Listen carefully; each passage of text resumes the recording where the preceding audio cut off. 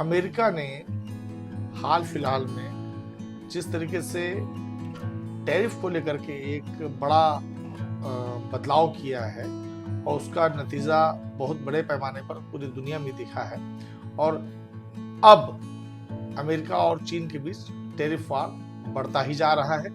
America के 145% tariff के जवाब में अब चीन ने 125% टैरिफ लगा दिया है। ये कल से लागू होगा। चीन ने कहा है कि अब वो अमेरिका की तरफ से लगाए जाने वाले किसी भी अतिरिक्त टैरिफ का जवाब नहीं देगा। चीन ने कहा कि अमेरिका की तरफ सामान्य टैरिफ अंतर्राष्ट्रीय और आर्थिक व्यापार नियमों का गंभीर रूप से उल्लंघन करते हैं। यह पूरी तरह से एक तरफा दबाव और धमकाने की नीति है। चीन ने यह भी कहा है कि अमेरिका भले ही टैरिफ को ज्यादा बढ़ावा दे, लेकिन अब इसका कोई मतलब नहीं होगा। आखिर में वह ग्लोबल इकोनॉमी के इतिहास में हंसी का पात्र बन जाए। चीन के राष्ट्रपति शी जिनपिंग ने अमेरिका से बढ़ते टैरिफ विवाद के बीच पहली बार बयान दिया है। उन्होंने कहा कि चीन किसी से डरता नहीं है। पिछले 70 साल में हुआ चीन का विकास कड़ी मेहनत और खुद पर निर्भर रहने का नतीजा है। चीन कभी दूसरों के दान के भरोसे नहीं रहा है, न ही कभी किसी की जबरदस्ती से डरा है।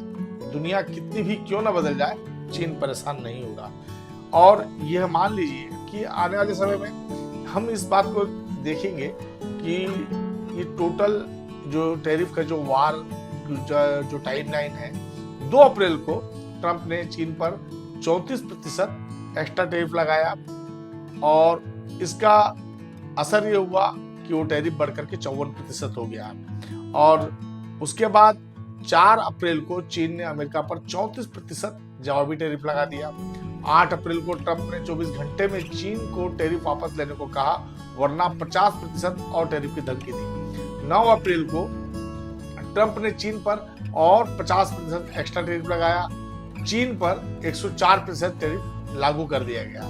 9 अप्रैल को ट्रंप ने कहा कि चीन पर अब 125% टैरिफ लगेगा। तब इसमें 20% फेंटेनाइल टैरिफ अलग से नहीं जोड़ा गया था। 9 अप्रैल को चीन ने अमेरिका पर 50% टैरिफ और बढ़ा दिया। अब इस तरह से अमेरिका पर 84% टैरिफ लागू कर दिया गया। 10 अप्रैल को व्हाइट हाउस ने साफ किया कि चीन पर कुल टैरिफ अब 145% है। 20% फेंटेनाइल मिसलेनियस एडजस्टमेंट 1% जोड़ा गया है। 11 अप्रैल को चीन ने अमेरिका 25% टैरिफ लगाया। शी जिनपिंग ने कहा कि हम किसी भी देश के दबाव के आगे नहीं झुकेंगे।